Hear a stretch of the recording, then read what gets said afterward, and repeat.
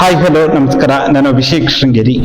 ಇವತ್ತಿನ ಈ ಒಂದು ವಿಶೇಷ ಸಂದರ್ಶನದಲ್ಲಿ ನಮ್ಮ ಜೊತೆ ಇತ್ತೀಚೆಗಷ್ಟೇ ಕಳೆದ 2-3 ದಿನಗಳ ಹಿಂದಷ್ಟೇ ಶೃಂಗೇರಿಯ TAPCMS ಚುನಾವಣೆ ನಡೆದಿರುವಂಥದ್ದು. ಆ ಒಂದು ಚುನಾವಣೆಯಲ್ಲಿ ಬಿಜೆಪಿ ಬೆಂಬಲಿತ ನಿರ್ದೇಶಕರು ಆಯ್ಕೆಯಾಗಿರುವಂಥದ್ದು.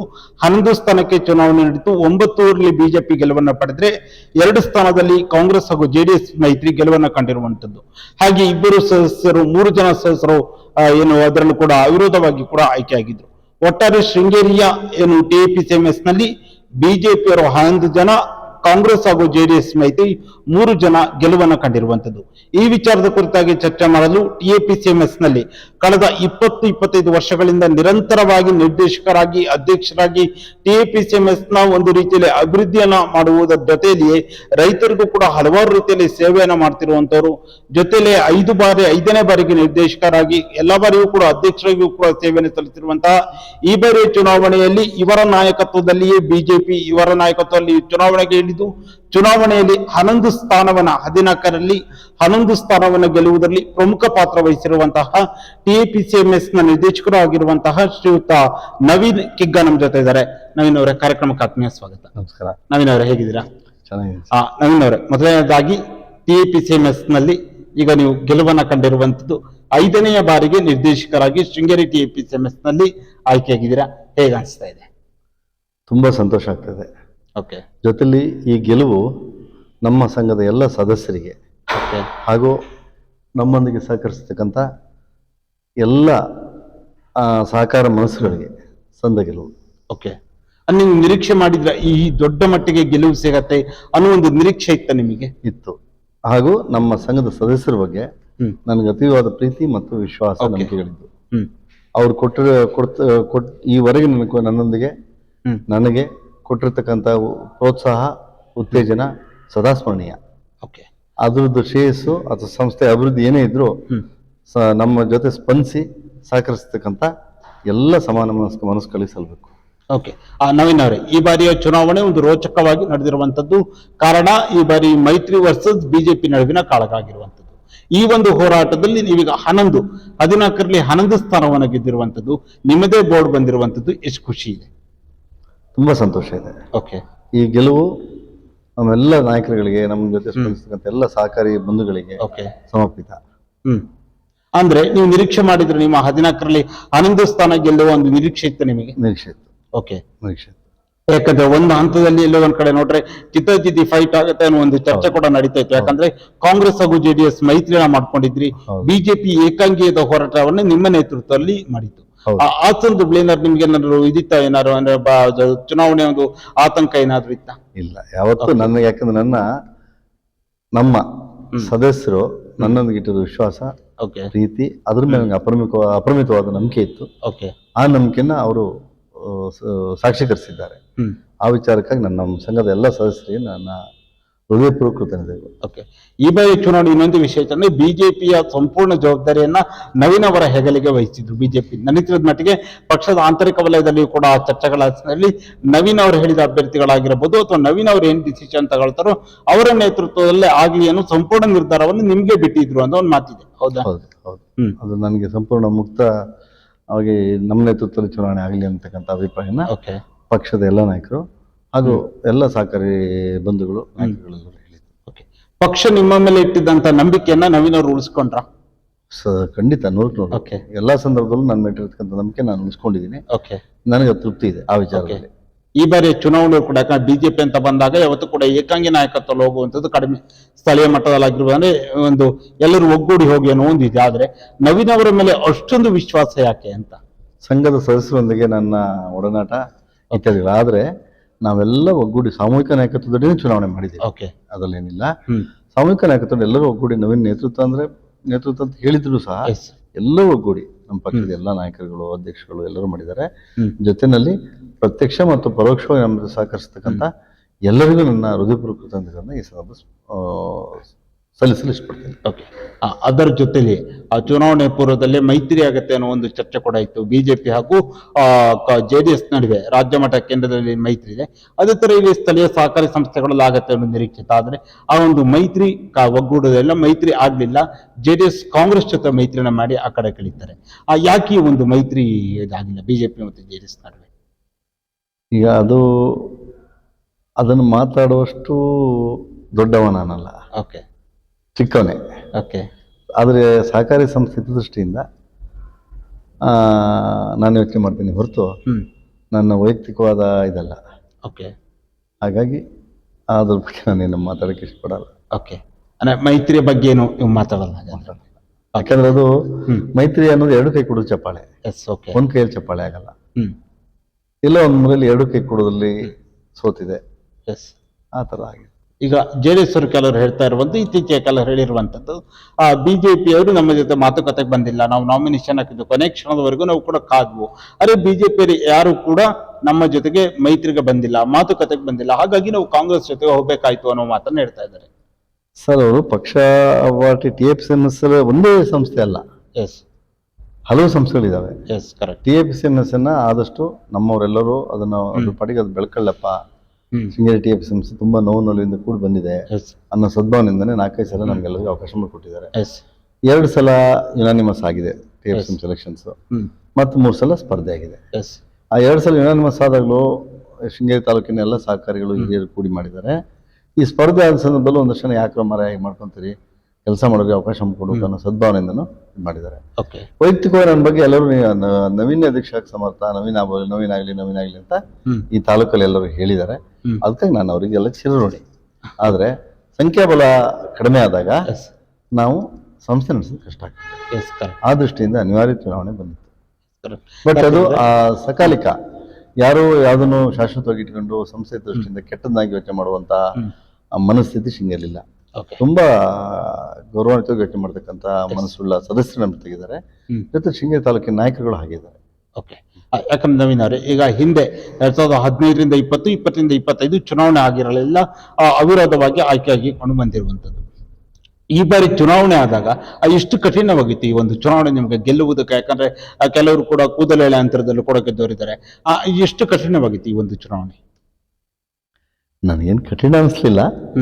ನಾವು ಸ್ಪರ್ಧಾತ್ಮಕ ತಗೊಂಡಿದ್ವಿ ಚುನಾವಣೆನ. ಓಕೆ, ನನ್ನ ವಿರೋಧಿಗಳನ್ನ ನಾನು ಯಾವತ್ತೂ ಹೇಳಲ್ಲ, ಪ್ರತಿಸ್ಪರ್ಧಿಗಳು ನಮ್ಗೆ. ಓಕೆ, ಆ ಪ್ರತಿಸ್ಪರ್ಧಾ ಮನೋಭಾವದಲ್ಲಿ ಚುನಾವಣೆಗಳನ್ನ ನಾವು ಪರಸ್ಪರ ಎದುರಿಸ್ಕೊಂಡಿದೀವಿ. ಓಕೆ, ಎಲ್ಲ ತುಂಬಾ ಗೌರವಯುತವಾಗಿ ಚುನಾವಣೆಗಳು ನಡೆದಿದೆ. ಓಕೆ, ಈಗ 2 ಟೀಮ್ ಆಗಿ ನಿಂತರೂ ಕೂಡ ನವೀನ್ ಅವರು ಅತಿ ಹೆಚ್ಚು ಓಟನ್ನ ಪಡ್ಕೊಂಡಿರುವಂತದ್ದು. ನಿಮ್ಮ ಪ್ರತಿಸ್ಪರ್ಧಿಗಳು ಕೂಡ ನಿಮ್ಗೆ ಓಟನ್ನು ಕೊಟ್ಟಿದಾರಲ್ಲ, ಅದಕ್ಕೆ ಏನ್ ಹೇಳ್ತೀರಾ? ಅದಕ್ಕೆ ಅವ್ರಿಗೆ ನಾನು ಧನ್ಯವಾದ ಸಮರ್ಪಣೆ ಮಾಡ್ತೀನಿ. ಅಂದ್ರೆ ಪ್ರತಿಸ್ಪರ್ಧಿಗಳಂದ್ರೆ ಪ್ರತಿಸ್ಪರ್ಧಿಗಳಿಗೆ ಮತವನ್ನ ಹಾಕಿದವರು ಕೂಡ ವೈಯಕ್ತಿಕವಾಗಿ ನವೀನ್ ಅವರಿಗೆ ಓಟ್ ಹಾಕಿದ್ದಾರೆ. ಆದ್ರೆ ನನಗೆ ಇನ್ನೂ ಬಹುಶಃ ಒಂದು 100 ಮತಗಳ ಅಂತರ ಇರಬೇಕಿತ್ತು. ಓಕೆ, ಅದು ಸ್ವಲ್ಪ ವ್ಯತ್ಯಾಸ ಆಗಿದೆ, ಆಗಿಲ್ಲ ಅಂತ ಇಲ್ಲ, ನನ್ನ ಗಮನದಲ್ಲೂ ಇದೆ. ಓಕೆ, ಆದ್ರೆ 100 ಮತಗಳು ನನ್ನೆಲ್ಲ ಸದಸ್ಯರ ಹತ್ರ ಒಂದು ವಿನಂತಿ ಮಾಡ್ಕೊಂಡಿದ್ದೆ, ನನ್ನೊಬ್ಬನ್ ನೀವು ಗೆಲ್ಸಿದ್ರೆ ಉಪಯೋಗ ಆಗಲ್ಲ, ನಮ್ ಜೊತೆ ತಂಡನ ಗೆಲ್ಸ್ಕೊಟ್ಟಲ್ಲಿ ಮಾತ್ರ ನಾನು ಆ ಸಂಸ್ಥೆ ಚುಕ್ಕಾಣಿ ಹಿಡಿಯಕ್ಕೆ ಸಾಧ್ಯ ಆಗುತ್ತೆ, ದಯವಿಟ್ಟು ಅವಕಾಶ ಮಾಡಿಕೊಡಿ ಅಂತ ವಿನಂತಿ ಮಾಡ್ಕೊಂಡಿದ್ದೆ. ಆ ವಿನಂತಿ ಪುರಸ್ಕರಿಸಿದ್ದಾರೆ ಶೃಂಗೇರಿ ತಾಲೂಕಿನ ಜನ.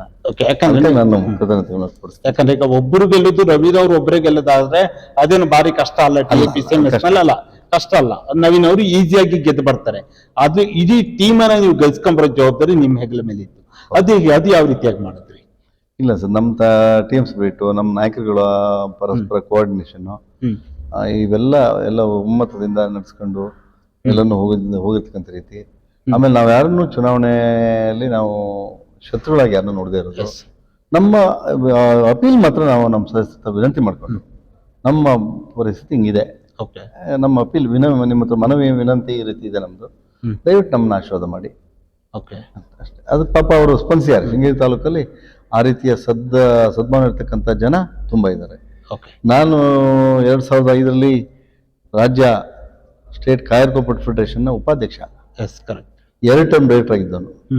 ಅದನ್ನ ತ್ಯಾಗ ಮಾಡಿ ಇಲ್ಲಿ ಎಲ್ಲ ಹಲವು ಜನರು ಒತ್ತಡ ಇತ್ತು, ಒಂದು ಕಲ್ಯಾಣ ಈ ರೈತ ಮನದ ಕಲ್ಪನೆ ಒಂದು ಕಲ್ಯಾಣ ಇರಬೇಕು ಅಂತ ಹೇಳಿ ಅದನ್ನ ಮಾಡ್ಬೇಕನ್ನೋ ಕಾರಣಕ್ಕಾಗಿ ಬಂದಾಗ ಯಾವ ಮೂಲಕ ಮಾಡೋದು ಅಂತ ಇದು ಮಾಡಿದೆ. ನಮ್ಮ ದಾನಿಗಳಾದ ರಾಘವೇಂದ್ರ ನಾಯಕರು ಒಂದು ಮಾತು, ಕಷ್ಟ ಕಣೋ ಶೃಂಗೇರಿಯಲ್ಲಿ ಮತ್ತು ಮಾಡಿ ಎಲ್ಲ ಕೆಟ್ಟ ಮಾತು ಕೇಳೋ ಪರಿಸ್ಥಿತಿ ನೋಡ್ತದೆ, ಬಾರಿ ಹುಷಾರಾಗಿರ್ಬೇಕು, ಮೇಂಟೈನ್ ಮಾಡೋದಕ್ಕೆ ತುಂಬಾ ಕಷ್ಟ ಆಗ್ತದೆ, ಅದನ್ನೆಲ್ಲ ನಿನ್ ಜವಾಬ್ದಾರಿ ಮಾಡಕ್ಕಾಗತ್ತಾ ಅಂತ ನಾನು ಅದು ಕೇಳ್ಬೇಕಂತ ಮಾಡಿದ್ದೆ.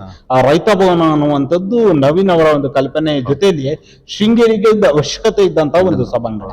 ಆ ರೈತ ಭವನ ಕಟ್ಟುವಂತ ಸಂದರ್ಭದಲ್ಲಿ ಎಷ್ಟು ಕಠಿಣವಾಗಿತ್ತು ಮತ್ತು ಏನೆಲ್ಲ ಸವಾಲುಗಳಿತ್ತು ಆ ಟೈಮಲ್ಲಿ? ಆಕ್ಚುಲಿ ನಾವು ಬಂದಾಗ ನನಗೆ 2005ರಲ್ಲಿ ಶೃಂಗೇರಿ TFCMS ಡಿಫಂಕ್ಟ್ ಆಗಿತ್ತು. ಸ್ಥಗಿತಗೊಂಡಿತ್ತು. ಹ್ಮ್ ಅದನ್ನು ಅವಾಗ ದಿವಂಗತ ಧರ್ಮೇಗೌಡರು ಇದ್ರು, ಎಸ್ ಎಲ್ ಧರ್ಮೇಗೌಡರು. ಹ್ಮ್ ಒಂದಿನ ಎಸ್ ಎಲ್ ಭೋಜೇಗೌಡರು ನಮ್ಮ ವಿಧಾನ ಪರಿಷತ್ ಸದಸ್ಯರಿದ್ದಾರೆ. 2005 ಅವ್ರು ಹೇಳಿದೆ, ನಮಗೆ ಅವ್ರ ಕುಟುಂಬದ ಜೊತೆ ತುಂಬಾ ಆತ್ಮೀಯತೆ ಇತ್ತು. ಓಕೆ ಧರ್ಮಣ್ಣ ಭೋಜಣ್ಣ ಅನ್ನೋಷ್ಟು ಆತ್ಮೀಯತೆ ಇತ್ತು. ಅವರು ನಮ್ಮನ್ನು ಅದೇ ರೀತಿ ವಿಶ್ವಾಸದಲ್ಲಿ ಕಂಡಿದ್ರು ಆ ದಿನಗಳಲ್ಲಿ.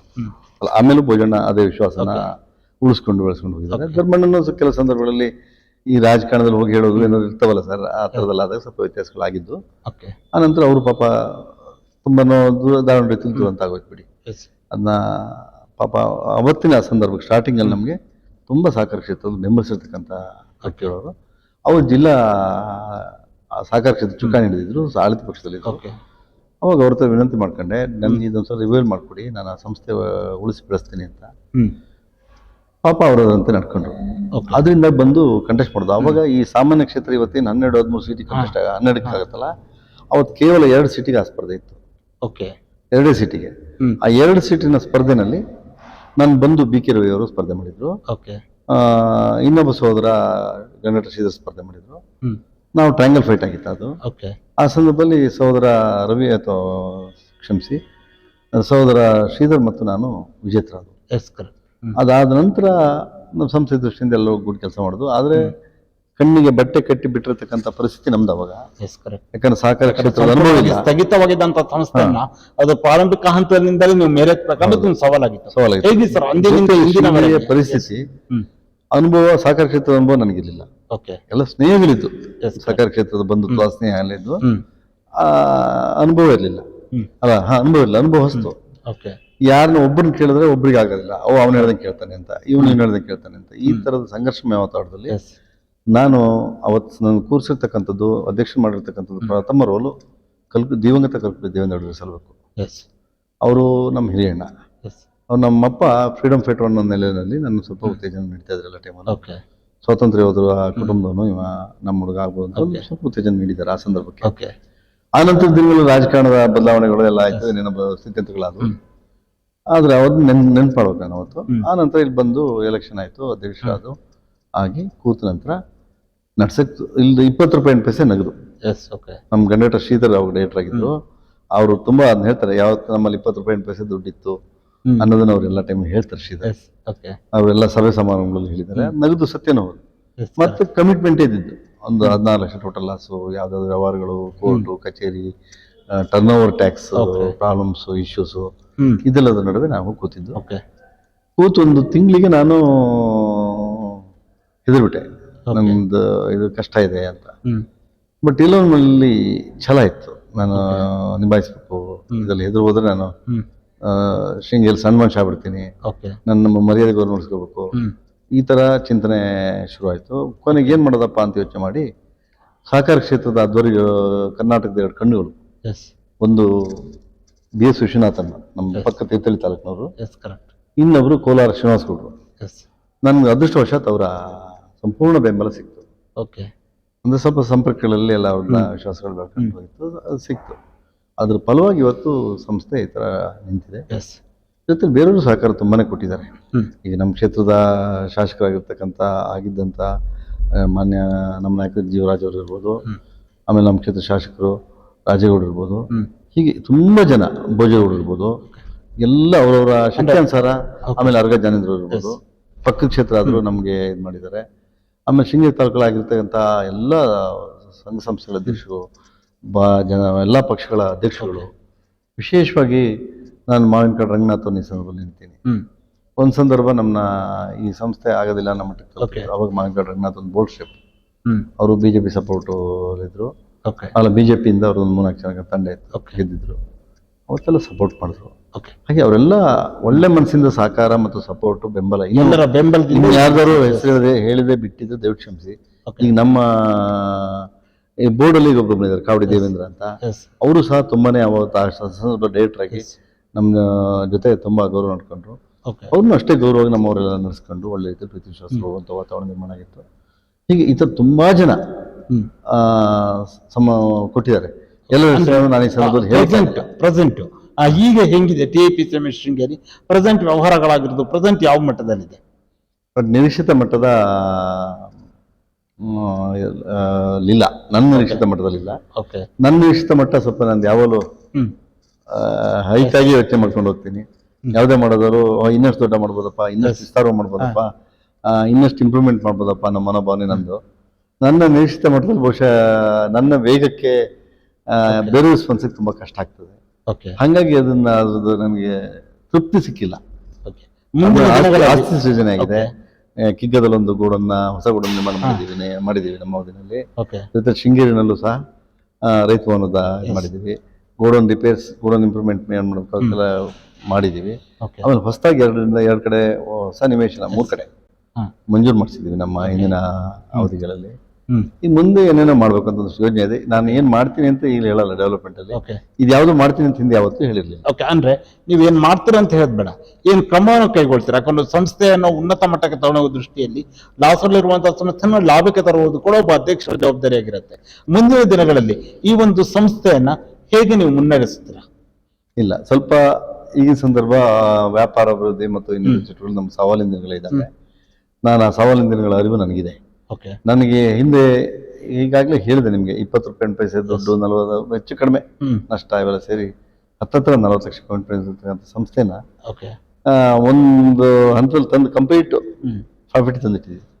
ಆ ದಿನಗಳಿದೆ. ವಿಶೇಷವಾಗಿ ಸ್ಮರಣೆ ಮಾಡ್ಕೋಬೇಕು ನಾವು.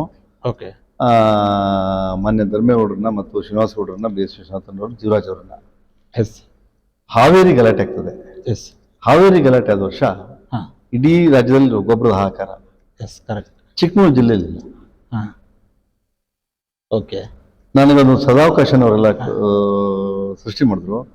ನಾವು ಅವಾಗ 4,500 ಟನ್ ರಸಗೊಬ್ಬರನ ಮಂಗಳೂರಿಗೆ ವ್ಯಾಗನ್ ರೇಕ್ಗಳಲ್ಲಿ ಶಿಫ್ಟ್ ಮಾಡಿಸಿ ಅಲ್ಲಿಂದ ಬೈ ರೋಡ್ ಟ್ರಾನ್ಸ್ಫರ್ ಮೂಲಕ ತಂದು ಇಡೀ ಜಿಲ್ಲೆಗೆ, ಚಿಕ್ಕಮಗಳೂರಿನಲ್ಲಿರ್ತಕ್ಕಂಥ KR ಅನ್ಎವಿಡೆನ್ಸಸ್ ಪ್ರತಿಷ್ಠಿತ ರಸಗೊಬ್ಬರ ಸಂಸ್ಥೆ, ಅಲ್ಲಿಗೂ ನಾವು ರಸಗೊಬ್ಬರನ ಆ ಕಾಲದಲ್ಲಿ ಹೋಲ್ಸೇಲ್ ಕೊಟ್ಟಿದ್ವಿ. ಹಾವೇರಿ ಗಲಾಟೆ ವರ್ಷ ಆತರ ಒಂದು ಇಡೀ ಜಿಲ್ಲೆ ಗೊಬ್ಬರ ಕೊಟ್ಟು ಆ ವರ್ಷ ಹೈಯೆಸ್ಟ್ ಲಾಭಾಂಶ ನಮ್ಮ ಸಂಸ್ಥೆ ಇತಿಹಾಸದಲ್ಲಿ ಒಂದು ಅತ್ಯುತ್ತಮವಾದ ಲಾಭಾಂಶ ಇದ್ದಂತ. ಅದನ್ನೆಲ್ಲ ಮಾಡಕ್ಕೆ ಅವಕಾಶಗಳು ಕೊಟ್ಟಿದ್ದಾರೆ. ಈಗ ನಾಯಕಗಳು ಸಿಕ್ಕಿದ್ದಾರೆ. ಅಂದ್ರೆ ಈಗ ನಷ್ಟದಲ್ಲಿರುವಂತಹ ಒಂದು ಸಂಸ್ಥೆಯನ್ನ, ಸಹಕಾರಿ ಸಂಸ್ಥೆಯನ್ನ, ತಾಲೂಕು ಸೊಸೈಟಿಯನ್ನ ಲಾಭಕ್ಕೆ ತರುವ ದೃಷ್ಟಿಯಲ್ಲಿ, ಯಾಕಂದ್ರೆ ಸಂಸ್ಥೆ ಲಾಭದಲ್ಲಿದ್ದಾಗ ಹೆಚ್ಚೆಚ್ಚು ಸರ್ವಿಸ್ನ ಮಾಡಲು ಹೊಸ ಹೊಸ ಯೋಜನೆಗಳು ತರಲು ಸಹಕಾರಿಯಾಗುತ್ತೆ. ಲಾಭಕ್ಕೆ ತರುವ ನಿಟ್ಟಿನಲ್ಲಿ ಏನೆಲ್ಲ ಕ್ರಮಗಳನ್ನ ಕೈಗೊಳ್ಬೇಕು ಅನ್ನೋ ಪ್ಲಾನಿಂಗ್ ಹಾಕೊಂಡಿದ್ದೀರಾ? ಇಲ್ಲ, ಅದನ್ನ ಪೂರ್ತಿ ಅದೊಂದು ಬಿಸ್ನೆಸ್ ಟೆಕ್ನಿಕ್, ಆ ತಂತ್ರ. ಅದನ್ನ ನಾನು ಈಗಲೇ ಅಡ್ವಾನ್ಸ್ ಹೇಳ್ಬಿಟ್ರೆ ಆ ತಂತ್ರಕ್ಕೆ ಬೇರೆ ಬೇರೆ ತರ ಸಮಸ್ಯೆಗಳು ಹುಟ್ಕೋತವೆ. ಅದಕ್ಕಾಗಿ ಅದಾಗೋದು ಬೇಡ. ತಂತ್ರಗಳಿದಾವೆ, ನಾನು ಮಾಡಿದ್ದೀನಿ ಹಿಂದೆ. ಈಗಾಗಲೇ ನಿಮ್ಮೊಂದು ಸಣ್ಣ ಎಕ್ಸಾಂಪಲ್ ಹೇಳ್ತೀನಿ. ನಾನು ಮದುವೆ ಆಗಿ 1 ವಾರ ಆಗಿತ್ತು. ನಾವು ಮೈಸೂರು ನೋಡೋಣ ಅಂತ ನಾನು ಪಾತಸ್ಪಾಣಿಯರು, ನಮ್ಮ ತೀರ್ಥಹಳ್ಳಿ ನಾಗರಾಜ್ ಶೆಟ್ಟರು ಮತ್ತು ನರಸಿಂಹನಾಯ್ಕರು, ದಿವಂಗತ ನರಸಿಂಹನಾಯ್ಕರು ಫೋನ್ ಮಾಡ್ತಾರೆ ನನಗೆ. ನನ್ನ ಕಷ್ಟಕ್ಕೆ, TFSMS ಕಷ್ಟಕ್ಕೆ ಅವ್ರಿಗೆ ಫೋನ್ ಮಾಡ್ತಿದ್ದೆ. ವಾಸಪುರ ನಮ್ಮ ಜೊತೆ ಇಲ್ಲ, ಹಾಸ್ಕೋಡು, ಅವ್ರು ನೆನ್ಪು ಮಾಡ್ಬೇಕು. ಅವ್ರಿಗೂ ಮಾಡ್ತಿದ್ದೆ. ಅಣ್ಣ ಹಿಂಗಾಗಿದೆ, ಏನ್ ಮಾಡ್ಲಿ ಅಣ್ಣ ಅಂತ ಸಲಹೆ ಕೇಳ್ತಿದ್ದೆ. ಇವತ್ತು ನರಸಿಂಹನಾಯ್ಕರು ಆ ಸಲಹೆ ಕೇಳೋ ಅಭ್ಯಾಸ ಇತ್ತು ನನಗೆ. ನಮ್ ತಪ್ಪೆಲ್ಲ ಹೆಜ್ಜೆ ಇಟ್ಟು ತಪ್ಪಾಗ್ಬಿಟ್ಟು ತಡ್ಕೊಳಕ್ಕಾಗಲ್ಲ, ಸಂಸ್ಥೆ ತಡ್ಕೊಳ್ಳೋ ಶಕ್ತಿ ಇಲ್ಲ. ಹಂಗಾಗಿ ಎಲ್ಲೂ ನಷ್ಟ ಆಗಬಾರ್ದು ಅನ್ನೋ ಕಾಳಜಿ ನನ್ನ ಮೇಲಿತ್ತು. ಆ ಜವಾಬ್ದಾರಿನೆಲ್ಲ ನಾನು ಅವ್ರನ್ನೆಲ್ಲ ಸಂಪರ್ಕ ಮಾಡ್ತಾ ಇದ್ದೆ. ಆ ತರ ಸಂಪರ್ಕ ಮಾಡೋ ಸಂದರ್ಭದಲ್ಲಿ ನರಸಿಂಹನಾಯ್ಕರು ವೈಯಕ್ತಿಕ ಸಂಪರ್ಕ ಬೆಳೀತು. ಅವರು ಫೋನ್ ಮಾಡಿದ್ರು ಬೆಳಿಗ್ಗೆ. ಒಂದಿನ ಬೆಳಿಗ್ಗೆ ಫೋನ್, ನವೀನ್ ಎಲ್ಲಿದೆ ನೀನು ಅಂತ. ನಾವು ಮೈಸೂರಿದ್ದೀನಿ. ಏನು ನೀನು ನಮ್ಮನ್ನ ಮದುವೆ ಮಾಡಿಸಿದ್ದು ನಾವೇ, ನೀನು ನಮ್ಮನ್ನ ಮರ್ತು ಬಿಟ್ಟು ಹೋಗೋದ? ಆ ಪ್ರೀತಿ, ಆತ್ಮೀಯತೆ ಡಿ ವಿ ಚಂದ್ರೇಗೌಡರು ನೆನ್ಪು ಮಾಡ್ಕೋಬೇಕಾಗ್ತದೆ. ಇಬ್ರು ಅಕ್ಕಪಕ್ಕ ಕೂತ್ಕೊಂಡು, ನಾನು ಹುಡುಗನ ಕಡೆಯವರು ಅಂತ ಡಿ ವಿ ಚಂದ್ರೇಗೌಡರು, ಬ್ರಿ ನಾನು ಹುಡುಗಿ ಕಡೆ ಅಂತ, ಅವ್ರು ಮೀಸ್ ಹಿಂಗ ಅಂತ. ಪಾಪ ಅವರು ಆತ್ಮೀಯ ಪ್ರೀತಿಲಿ ಮಾತಾಡಿದ ಸವಿ ನಿಮ್ದಿನಗಳ ಸವಿ ನನ್ನ ಹೃದಯದಲ್ಲಿದೆ. ಅದೇ ಮದುವೆಗೆ ರಾಜೇಗೌಡರು, ಜೀವರಾಜ್ ಇಬ್ರು ಬಂದು ನನ್ನ ಹರಿಸಿ ಹೋಗಿದ್ದ ದಿನಗಳು ನಿಂತು. ಆ ಥರದಲ್ಲೆಲ್ಲ ಆ ಥರದೊಂದು ವಿಶ್ವಾಸ ಉಳಿಸ್ಕೊಂಡು ಬೆಳೆಸ್ಕೊಂಡು ಹೋಗೋದಕ್ಕೆ ಭಗವಂತ ನಮ್ಗೆ ಶಕ್ತಿ ಕೊಟ್ಟನಲ್ಲ ಅಂತ ನಾನು ಋಣಿ. ನಾನು ಉಳಿಸ್ಕೊಳ್ಳೋದು ತುಂಬಾ ಕಷ್ಟ. ಈಗ ಈ ಬಾರಿ ಚುನಾವಣೆ ಗೆಲುವನ್ನು ಕಂಡಿದ್ದೀರಾ. ನಿಮ್ಮದೇ, ನೀವು ಗೆಲ್ಲಿಸಿರುವಂತಹ ಸದಸ್ಯರುಗಳಿಗೆ, ನಿಲ್ಲಿಸಿದ ಸದಸ್ಯರಿಗೆ ಗೆದ್ದಿರುವಂಥದ್ದು. ಈಗ ನವೀನ್ ಅವರು ಯಾವಾಗ ಅಧ್ಯಕ್ಷ ಆಗ್ತಾರೆ? ನಮ್ಮ ಸಂಘ ನಿರ್ದೇಶಕರು, ನಮ್ಮವರು ಎಲ್ಲ ಒಂದು ತೀರ್ಮಾನ ಮಾಡಿದ್ದೆ, ಅಧ್ಯಕ್ಷ ಆಗ್ತೀನಿ. ಅದರ ಸಮಾರಂಭ ಮಾಡುವ ಏನಾದ್ರು ಪ್ಲಾನಿಂಗ್ ಏನಿದೆ? ಸರಳವಾಗಿ ಸರ್, ನನ್ನವೆಲ್ಲ ಕಾರ್ಯಕ್ರಮಗಳು ಸರಳ. ನಾನು ಯಾವುದೇ ಅದ್ದೂರಿಗೆ, ನಾನು ಯಾವುದೋ ಪಟಾಕಿ ಹೊಡೆಯೋದಕ್ಕೆ ನಾನು ಉತ್ತೇಜನ ಕೊಡಲ್ಲ ಸರ್. ಆದಷ್ಟು ಸರಳವಾಗಿರೋಣ. ನಾವು ಮಾಡೋದೇನು, ನಮ್ಗೆ ಗೆಲ್ಸಿದಾರೆ ಜನ, ಕೆಲಸ ಮಾಡಿ ಅಂತ. ಆ ಕೆಲಸ ನಿಷ್ಠೆಯಿಂದ ಮಾಡ್ಬಿಟ್ಟು ಸಾಕು. ಬಟ್ ಈ ಸಂಭ್ರಮಾಚರಣೆ ನಮ್ಮ ಸ್ನೇಹಿತರು ಹಿತೈಷಿಗಳು ಎಲ್ಲ ಮಾಡ್ಬೇಕಂದ್ರೆ ಕೆಲವು ಹಣ ಬೇಡ ಅಂತಾನೆ ಬಿಡ್ತೀನಿ, ನಾನು ರಿಕ್ವೆಸ್ಟ್ ಮಾಡ್ತೀನಿ. ಯಾಕೆಂದ್ರೆ ಅದ್ದೂರಿ ಅದಕ್ಕಿಂತ ಸಂಸ್ಥೆ ಸದೃಢ ನಾನು ಈ ಮಾಡೋದು. ಪ್ರಶ್ನೆ ಕೇಳ್ಬೇಕಂತ ಮಾಡಿದೆ. ಹಾ. ಮೊನ್ನೆ ಕೂಡ ನಾನು ಕೂಡ ಚುನಾವಣೆ ಕೌಂಟಿಂಗ್ ದಿನ ರಾತ್ರಿ 1:30 2 ಗಂಟೆ ತನಕ ಇದ್ದೆ. ನಂತರದಲ್ಲಿ ನಾನು ಅಲ್ಲಿಂದ ಹೊರಟೆ. ಹಾ. ಆ ನಂತರದಲ್ಲಿ ಬಹುಶಃ ರಿಸಲ್ಟ್ ಎಲ್ಲ ಬಂದು ಮುಗಿಸ್ತೀವಿ ರಾತ್ರಿ 4 ಗಂಟೆ ಆಯ್ತು. ನಾನು ಆಮೇಲೆ ಕೆಲ ಸ್ನೇಹಿತರುಗಳಿಗೆ ಅಥವಾ ಬೇರೆಯವ್ರು ನನಗೆ ಕಾಲ್ ಮಾಡಿ ಕೇಳಿದಾಗ ಅನಿಸ್ತು ಹೇಗಿತ್ತು ಸಂಭ್ರಮಾಚರಣೆ ಹೇಗಿತ್ತು ಅಂತ ಕೇಳಿದಾಗ ಒಂದು ಜೈಕಾರ ಇಲ್ಲ, ಒಂದು ಪಟಾಕಿ ಇಲ್ಲ. ಯಾವ ರೀತಿ ಅದು? ಇಲ್ಲ, ನಾನು ನಮ್ಮ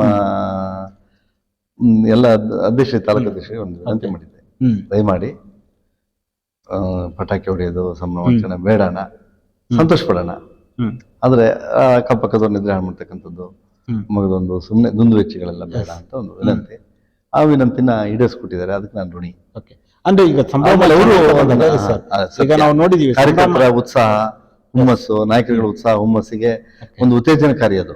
ಯಾಕಂದ್ರೆ ಸಂಭ್ರಮಾಚರಣೆ ನೋಡ್ತೀವಿ, ಕೆಲವರು ಗೆಲುವಿಗಿಂತ ಮೊದಲೇ ಪಟಾಕಿ ಹೊಡಿತಾರೆ, ಎಲ್ಲಾ ರೀತಿಯಲ್ಲಿ ಪಟಾಕಿಗಳು ಹೊಡಿತಾರೆ. ಗೆಲ್ದಾದ್ಮೇಲೆ ಕೂಡ ಇನ್ನು ಆ ಸಂಭ್ರಮಾಚರಣೆ ಹೇಳದೆ ಬೇಡ, ಮೆರವಣಿಗೆಗಳನ್ನ ಮಾಡ್ತಾರೆ. ಬಹಳ ದೊಡ್ಡ ಮಟ್ಟದಲ್ಲಿ ಸಂಭ್ರಮಾಚರಣೆ ನಡೆಯುವುದು ಸರ್ವೇ ಸಾಮಾನ್ಯವಾಗಿ ನೋಡಿರುವಂತದ್ದು. ಆದ್ರೆ ಈ ಬಾರಿ ನಿಮ್ಮ ಒಂದು ನಾನು ಸಹಕಾರಿ ಕ್ಷೇತ್ರ ಚುನಾವಣೆಯಲ್ಲೂ ಕೂಡ ನೋಡಿದ್ದೇನೆ. ಕೊಪ್ಪ ಬೇರೆ ಬೇರೆ ಭಾಗದಲ್ಲಿ, ನಾನು ಕೊಪ್ಪ ಆಗಿರ್ಬೋದು, ತೀರ್ಥಹಳ್ಳಿ, ಶಿವಮೊಗ್ಗ ಅಥವಾ ಶೃಂಗೇರಿಯಲ್ಲೂ ಕೂಡ ನಾನು ಸಹಕಾರಿ ಚುನಾವಣೆ ಬೇರೆ ಫ್ಯಾಕ್ಸ್ಗಳಾದಾಗ ಗೆದ್ದಾಗ ಪಟಾಕಿ ಹೊಡೆದ ಸಂಭ್ರಮಾಚರಣೆ ಹಲವಾರು ನೋಡಿದ್ದೇನೆ. ಜೈಕಾರ ಹಾಕಿದ್ ನೋಡಿದ್ದೇನೆ, ಪಕ್ಷಕ್ಕೆ ಜೈಕಾರ ಹಾಕಿದ್ ನೋಡಿದ್ದೇನೆ. TAPCMS ನಲ್ಲಿ ಅಷ್ಟು ಜಿದ್ದಾಜಿದ್ದಿಯ ಫೈಟ್ ಇದ್ರೂ ಕೂಡ ಒಂದು ರೀತಿಯಲ್ಲಿ ಬಹಳ ದೊಡ್ಡ ಮಟ್ಟದಲ್ಲೇ ಫೈಟ್ ನಡೆದಿರುವಂತದ್ದು ಈ ವರ್ಷ. ನಡೆದ್ರೂ ಕೂಡ ಒಂದು ಪಟಾಕಿ ಇಲ್ಲ, ಒಂದು ಜೈಕಾರ ಇಲ್ಲ. ಇದು ಸಹಕಾರಿ ಸಂಸ್ಥೆ ಹಿತದೃಷ್ಟಿಯಿಂದ ಎಷ್ಟು ಒಳ್ಳೆಯದು? ಸಹಕಾರಿ ಸಂಸ್ಥೆ ನಮ್ಮ ಪಕ್ಷ ಭಾರತೀಯ ಜನತಾ ಪಕ್ಷದಲ್ಲಿ ನಾನಿದ್ದೀನಿ ಈಗ. ಭಾರತೀಯ ಜನತಾ ಪಕ್ಷ ದೇಶ ಮೊದಲು ಪಕ್ಷ ನಂತರ ಅಂತಕ್ಕಂಥ ಹಿನ್ನೆಲೆಯಿಂದ ಬಂದಿರತಕ್ಕಂಥ ಪಕ್ಷ. ಹಲವು ತ್ಯಾಗಗಳ ನಡುವೆ ಇಲ್ಲಿ ಪಕ್ಷ ಕಟ್ಟಿರ್ತಕ್ಕಂಥ ಹಿರಿಯರು. ಹಾಗೆ ನಾನು ಶೃಂಗೇರಿ ತಾಲೂಕಿನ ಮಟ್ಟಿಗೆ ಯೋಚನೆ ಮಾಡೋದಾದ್ರೆ ಸಂಸ್ಥೆ ಮೊದಲು ಪಕ್ಷ ನಂತರ. ಪಕ್ಷಕ್ಕೆ ಗೌರವ ಇದೆ ನಮ್ದು, ಆದ್ರೆ ಸಂಸ್ಥೆ ಆದ್ಯತೆ ನಮ್ದು, ಸಂಸ್ಥೆ ಆದ್ಯತೆ. ಹಾಗಾಗಿ ಎಲ್ಲರೂ ಕೂಡ ರೈತರೇ ಎಲ್ಲಾ ಪಕ್ಷಗಳಲ್ಲೂ ಇದ್ದಾರೆ. ಭಾರತೀಯ ಜನತಾ ಪಕ್ಷದಲ್ಲಿರ್ಬೋದು, ಕಾಂಗ್ರೆಸ್ ಅಲ್ಲಿರ್ಬೋದು, ದಳದಲ್ಲಿರ್ಬೋದು. ಆಮೇಲೆ ನಾವು ಮೊನ್ನೆ ನಮ್ಮ ಅಧ್ಯಕ್ಷರು ಒಂದು ಅಭಿಪ್ರಾಯ ವ್ಯಕ್ತಪಡಿಸಿ, ನಾನು ಹೇಳಿದಾಗ ಮಾನ್ಯ ಮಾಡಿದ್ರು, ಎಲ್ಲರಿಗೂ ಹೇಳಿದ್ರು ಬೇಡ ಅಂತ ಹೇಳಿದ್ರು. ಪಟಾಕಿ ಹೊಡೆದು ಮತ್ತೊಂದೆಲ್ಲ ಸಂಭ್ರಮಾಚರಣೆ ಆ ಥರದಲ್ಲಿ ಬೇಡ, ಖುಷಿ ಪಡೋಣ ಅಂತ ಅಷ್ಟೇ ಸೀಮಿತಗೊಳಿಸಿದ್ರು. ಕಾರಣ ಏನಂದ್ರೆ ಸೋತಿರ್ತಕ್ಕಂಥವ್ರು ನಮ್ಮವರು ಸೋತಿದ್ದಾರೆ, ಪ್ರತಿಪಕ್ಷದವರು ಸೋತಿದ್ದಾರೆ. ಎಲ್ಲ ಸಹಕಾರಿ ಕ್ಷೇತ್ರದವರು ನಮ್ಮ ಸಂಘದವರೇ. ನಾವು ಎಲ್ಲರನ್ನೂ ಸದ್ಭಾವನೆಯಿಂದ ಗೌರವ ನಡೆಸ್ಕೊಂಡು ಹೋದಾಗ ಮಾತ್ರ ಎಲ್ಲರ ಸಹಕಾರ ನಮ್ಮ ಸಂಸ್ಥೆ ಸಿಗುತ್ತೆ, ನಮಗೂ ಸಿಗುತ್ತೆ, ನಾವು ಬೆಳೆಸ್ಕೊಂಡು ಹೋಗುತ್ತೆ. ಅದಕ್ಕಾಗಿ ನಮ್ಮವರೆಲ್ಲ ತಾಯ್ತನದಲ್ಲಿ ಆ ಸಂಭ್ರಮಾಚರಣೆಯನ್ನು ಮಾಡಿದ್ರೆ ಪ್ರೀತಿ ವಿಶ್ವಾಸದಲ್ಲಿ ಹೋಗೋಣ ಅನ್ನೋ ಭಾವನೆ ಎಲ್ಲರೂ ನೋಡ್ಕೊಂಡಿದ್ದೀವಿ. ಅದಕ್ಕಾಗಿ ನಾನು ನಾವೆಲ್ಲರಿಗೂ ಋಣಿ. ನವೀನ್ ಅವರೇ, ಈ ಬಾರಿಯಿಂದ TAPCMS ನಲ್ಲಿ ನವೀನ್ ಕಿಗ್ಗಾ ಅವರಿಂದ ಏನ್ ನಿರೀಕ್ಷೆ ಮಾಡ್ಬೋದು? ಸಂಸ್ಥೆಯ ಸರ್ವತೋಮುಖ ಅಭಿವೃದ್ಧಿ ನಿರೀಕ್ಷೆ ಖಂಡಿತ ಮಾಡ್ಬೋದು. ಈ ಬಾರಿ ಇನ್ನೊಂದು ಹೊಸತನ ಏನಾದ್ರು ನೋಡ್ಬೋದು? ಹೆಸರೇ ನವೀನ, ಹೊಸತನ ಕೊಡುದು. ನಮ್ಮಪ್ಪ ನವೀನ ಜಾಸ್ತಿ ಇಲ್ಲ, ನಮ್ಮ ತಂದೆ ಒಬ್ಬ ಫ್ರೀಡಮ್ ಫೈಟರ್, ಆದ್ರೆ ಹೆಸರಿಡುವಾಗ ನನಗೆ ನನ್ನ ತಮ್ಮನಿಗೆ ಇಬ್ಬರು ನವೀನ ನೂತನ ಅಂತ ಹೆಸರಿಟ್ಟಿದ್ದಾರೆ. ನಾವು ನವೀನರಾಗಿ ಯೋಚನೆ ಮಾಡ್ತೀವಿ, ನೂತನಾಗಿ ಯೋಚನೆ ಮಾಡ್ಬೇಕು. ನವೀನ ನೂತನ ಎರಡು ಕೂಡ ಹೊಸತನ. ಈ ಬಾರಿ ಹೊಸತನ ನಿರೀಕ್ಷೆ ಮಾಡಬಹುದು? ಖಂಡಿತ ಉಂಟು, ನಂದು ಯೋಜನೆಗಳಿದಾವೆ. ಅದರದ್ದು ಸಾಕಾರಕ್ಕೆ ನಾನು ಆರ್ನಿಸಿ ದುಡಿತೀನಿ.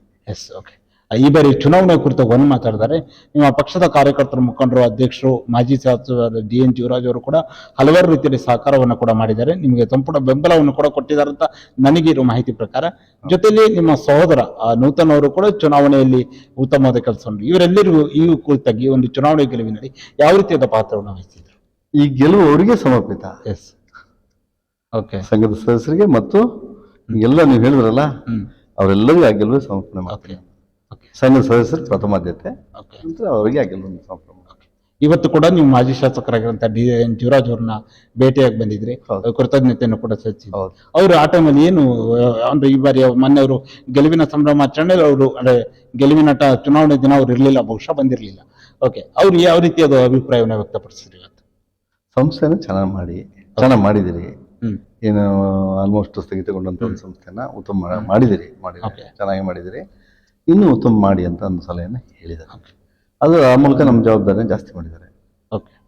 ಒಂದು ಸಂಸ್ಥೆ ಹಿತದೃಷ್ಟಿಯಿಂದ ನಾವು ನೋಡೋದಾದ್ರೆ ಒಬ್ಬರ ಅಧ್ಯಕ್ಷರು ಆಗುವುದು ಪದೇ ಪದೇ ಬದಲಾವಣೆ ಆಗದೆ ಸತತವಾಗಿ ಒಬ್ಬರು ಅಧ್ಯಕ್ಷರಿದ್ದ ಟೈಮಲ್ಲಿ ಅಥವಾ 5 ವರ್ಷಗಳ ಅವಧಿಗೆ ಒಬ್ಬರು ಅಧ್ಯಕ್ಷರಿದ್ದಾಗ ಸಂಸ್ಥೆಯ ಬೆಳವಣಿಗೆ ಹಿತದೃಷ್ಟಿಯಿಂದ ಕೂಡ ಒಳ್ಳೇದಾಗುತ್ತೆ. ಈ ಬಾರಿ ಆದ್ರೂ ಕೂಡ ನವೀನ್ ಕಿಗ್ ಅವ್ರನ್ನ 5 ವರ್ಷ ಸಂಪೂರ್ಣ ಅಧ್ಯಕ್ಷರಾಗಿ ನೋಡ್ಬೋದಾ? ಬಹುತೇಕ ನಿಮ್ಮ ನಿರೀಕ್ಷೆ ಸುಳ್ಳಾಗ್ಲಾರ್ದು. ಓಕೆ, ನಮ್ಮ ನಿರೀಕ್ಷೆ ಒಂದಾದ್ರೆ ಸಾರ್ವಜನಿಕ ಅದೊಪ್ತೀನಿ. ಸಾರ್ವಜನಿಕ ನಿರೀಕ್ಷೆ ಇದೆ. ಅದು ನಂಗೆ ಚುನಾವಣೆಯಲ್ಲಿ ಪ್ರತಿ ಕ್ಷಣಕ್ಕೂ ಪ್ರತಿಫಲಿತ ಆಗ್ತಾ ಇತ್ತು. ಹೋದಲೆಲ್ಲ ಸಂದರ್ಭದಲ್ಲೂ ಓಕೆ, ನಮ್ಮ ಗೌರವಾನ್ವಿತ ಸದಸ್ಯರುಗಳು, ಸಂಘದ ಗೌರವಾನ್ವಿತ ಸದಸ್ಯರು ಎಲ್ಲ ಸಂದರ್ಭದಲ್ಲೂ ಅದನ್ನ ವ್ಯಕ್ತಪಡಿಸಿದ್ದಾರೆ. ಓಕೆ, ಅದನ್ನ ಆಧರಿಸಿ ನಮ್ಮಲ್ಲೂ ಕೆಲವು ಅಗತ್ಯ ಕ್ರಮ ಕೈಗೊಂಡಿದ್ದಾರೆ ಈಗಾಗಲೇ. ಹಲವಾರು ಕೆಲವರು ಅದರಲ್ಲಿ ಹಳೆ ನಿರ್ದೇಶಕರಿದ್ದಾರೆ, ಕೆಲವರು ಮೊದಲ ಬಾರಿ ನಿರ್ದೇಶಕರಾಗಿ ಆಯ್ಕೆ ಆದವರು ತುಂಬಾ ಜನ ಇದ್ದಾರೆ. ಅವರಿಗೆ ಒಬ್ಬ ಯಶಸ್ವಿ 5 ಬಾರಿ ನಿರ್ದೇಶಕರಾಗಿ ಯಶಸ್ವಿ ಒಬ್ಬ ಅಧ್ಯಕ್ಷರಾಗಿ ಅವರ ಹೊಸ ನಿರ್ದೇಶಕರಿಗೆ ಏನ್ ಸಲಹೆ ಕೊಡಕ್ ಬಯಸ್ತೀರಾ? ಹಳೆ ಬೇರು ಹೊಸ ಚಿಗುರು ಕೂಡಿದರೆ ಮನಸ್ಸು ಕೂಡಿದೆ. ಇನ್ನೊಂದು ಸ್ವಲ್ಪ ಎಲ್ಲ ಇನ್ನೂ ಚಂದ ಕೂಡ್ಬೇಕಿತ್ತು, ಸರಿಯಾಗಿ ಕೂಡಿಲ್ಲ.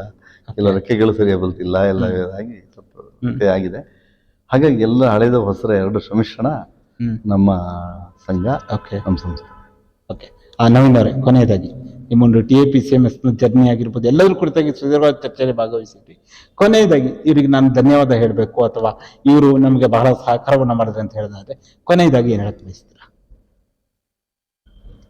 ಸರ್, ನಾನು ಪ್ರಾತಸ್ಮರಣೀಯರಾದ DB ಚಂದ್ರೇಗೌಡರನ್ನ, ನಮ್ಮ ನಾನೊಬ್ಬ ಕೆಲಸಗಾರ ಅಂತ ಫಸ್ಟು ಗುರುತಿಸಿದವರು ಅವರು. ಓಕೆ, ಗುರುತಿಸಿ ಅವರು ನಮ್ಮನ್ನ ಹತ್ರಕ್ಕೆ ಇಟ್ಕೊಂಡು ವಿಶ್ವಾಸಕ್ಕೆ ಇಟ್ಕೊಂಡು ಬೆಳೆಸಿದ್ದಾರೆ.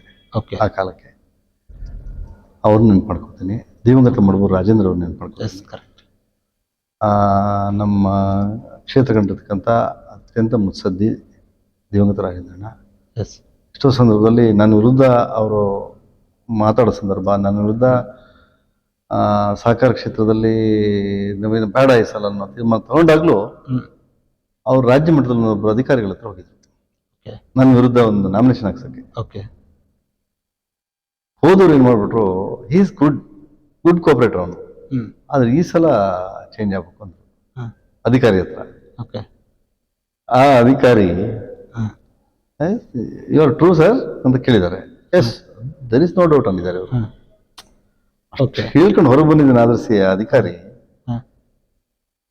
ನಂದಿಲ್ಲಿ ಆ ಅಧಿಕಾರಿ ನನಗೆ ಮಾರಲ್ ನೋಡಪ್ಪ, ಶತ್ರುಗಳು ನಿನ್ನ ಹೊಗಳ್ತಾರೆ, ನಾನು ಯಾಕೆ ದ್ವೇಷ ಮಾಡ್ಲಿ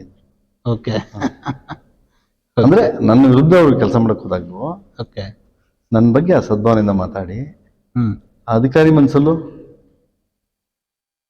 ಒಂದು ನವೀನ್ ಆಗ್ಬಹುದು, ಅವ್ರ ತಲೆಯಲ್ಲಿ ಮೊದಲೇ ಇತ್ತು ಆಗ್ಬಹುದು ಅಂತ. ಆ ಮುತ್ಸದ್ದಿ ತುಂಬಾ ಜನ ಇದ್ದಾರೆ. SV ಮಂಜಾತ್ ಇದ್ದಾರೆ. SV ಮಂಜಾತ್ ಹೌದು, ಕೈ ಸ್ವಚ್ಛ ಇಟ್ಕೊಂಡ್ರು ಎಲ್ಲ ಸಪೋರ್ಟ್ ಮಾಡಿರ್ತಕ್ಕಂಥ ಎಲ್ಲರೂ ಮಾಡಿದ್ದಾರೆ. ಕಾಲ ಸಂಸ್ಥೆ ಬೆಳವಣಿಗೆ ಸಹಾಯ ಮಾಡಿದವ್ರು ಹೇಳಿದ್ರು BL ಶಂಕರ್ ಇದ್ದಾರೆ, ಕೋಲಾರ ಶ್ರೀನಿವಾಸ ಕೊಟ್ಟಿದ್ದಾರೆ, ಹಾಗೇನೆ ಶಿವಮೊಗ್ಗ MLC ರುದ್ರೇಗೌಡ ಸಾಹೇಬ್ ಇದ್ದಾರೆ, ಯಡಿಯೂರಪ್ಪ ಸಾಹೇಬರು ನಮ್ಮ ಜೀವರಾಜ್ 10 ಲಕ್ಷ ಕೊಟ್ಟಿದ್ರು ಅವ್ರದ್ದು ವಿವೇಚನಾ ನಿಧಿಯಿಂದ. ಹೀಗೆ ತುಂಬಾ ಜನ ಸಹಕಾರ ಕೊಟ್ಟಿದ್ದಾರೆ. ಎಲ್ಲರೂ ನೆನ್ಪು ಮಾಡೋಕ್ಕೆ ನನ್ನ ಹತ್ರ ಈ ಸಂದರ್ಭಕ್ಕೆ ನೀವು ಸಡನ್ ಆಗಿ ಸಿಕ್ಕಿ ತತ್ಕ್ಷಣ ಕೇಳೋದ್ರಿಂದ ಆಗ್ತಾ ಇಲ್ಲ. ನಾನೊಬ್ಬನ ಸಂಸ್ಥೆ ಕಟ್ಟಿಲ್ಲ, ಅವರೆಲ್ಲರೂ ಕಟ್ಟಿರ್ತಕ್ಕಂಥದ್ದು. ಆಮೇಲೆ ಈ ಡೆಲಿಗೇಷನ್ ಚುನಾವಣೆಗಳು ಹೋಗೋ ಸಂದರ್ಭದಲ್ಲೆಲ್ಲ ನಾವು ನನಗಾಗಿ ಯಾವತ್ತೂ ದುಡ್ಡು ಕೇಳಿದ್ದು ಇದ್ರದ್ದು ಇತಿಹಾಸ ಎಲ್ಲ ನಾವು ದಯವಿಟ್ಟು ಸಹಾಯ ಮಾಡಿ ಇಂಥದ್ದೊಂದು ಬಿಲ್ಡಿಂಗ್ ಕಟ್ತಾ ಇದ್ದೀವಿ ಅದು ಕೊಡಿ ಅಂತ ಕೇಳಿದ್ದೀವಿ. ಸಂಸ್ಥೆ ಅಕೌಂಟಿಗೆ ದುಡ್ಡು ಬಂದಿದೆ, ಆ ಅಕೌಂಟಲ್ಲಿ ಅಲ್ಲೇ ಸಂಸ್ಥೆಯಲ್ಲಿ ಆಡಳಿತ ಮಂಡಳಿ ಚರ್ಚೆ ಮಾಡಿ ಖರ್ಚು ಮಾಡಿರ್ತೀವಿ ಅಂತವನ್ನ. ಎಲ್ಲ ಆಡಳಿತ ಮಂಡಳಿ ಒಳಗೆ ತಂದೆ ನಮ್ಮ ವ್ಯವಹಾರ. ಆಡಳಿತ ಮಂಡಳಿ ತರದನೆ ಯಾವ ಖರ್ಚು ವೆಚ್ಚಗಳು ನಮ್ಮ ಸಂಸ್ಥೆಯಲ್ಲಿ ಆಗಿಲ್ಲ, ಅಷ್ಟು ನೀಟಾಗಿ ಮಾಡ್ಕೊಂಡು ಬಂದಿದ್ದೀವಿ. ಆ ಥರ ಟ್ರಾನ್ಸ್ಪರೆನ್ಸಿ ಇರೋದ್ರಿಂದ ದಾನಿಗಳ ನೆರವು ಸಿಗ್ತಾ ಇದೆ. ಎಲ್ಲರೂ ನಮ್ಗೆ ಕೊಡ್ತಾರೆ. ನಮ್ಗೆ ಅನ್ನೋ ದೊಡ್ಡ ಆಸ್ತಿ.